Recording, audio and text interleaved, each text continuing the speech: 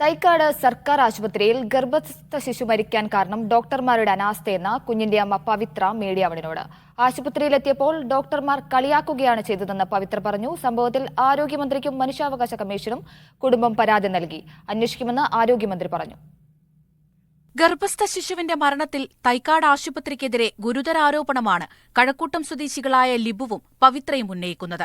ഡോക്ടറുടെ അനാസ്ഥയാണ് കുഞ്ഞ് മരിക്കാൻ കാരണം. ശസ്ത്രക്രിയയിലൂടെ പുറത്തെടുത്തിരുന്നുവെങ്കിൽ കുഞ്ഞിനെ ജീവനോടെ ലഭിക്കുമായിരുന്നുവെന്ന് പവിത്ര പറഞ്ഞു. കുറ്റക്കാർക്കെതിരെ നടപടിയെടുക്കണമെന്നും പവിത്ര മീഡിയ വണിനോട് പറഞ്ഞു. ഡോക്ടർമാരുടെ ഭാഗത്തു നിന്നുണ്ടായ അനാസ്ഥ തന്നെയാണ് കാരണം. അന്ന് കുഞ്ഞിന് കുഴപ്പമുണ്ടെന്ന് അറിഞ്ഞപ്പോൾ തന്നെ അവര് പുറത്തെടുത്തായിരുന്നെങ്കിൽ ഒരു പക്ഷേ എന്റെ കുഞ്ഞിപ്പ എന്റെ കൂടെ ഉണ്ടായിരുന്നേനെ. ഇന്നലെ പോസ്റ്റ്മോർട്ടത്തിന് ശേഷം കുട്ടിയുടെ മൃതദേഹം വിട്ടു നൽകിയിരുന്നു.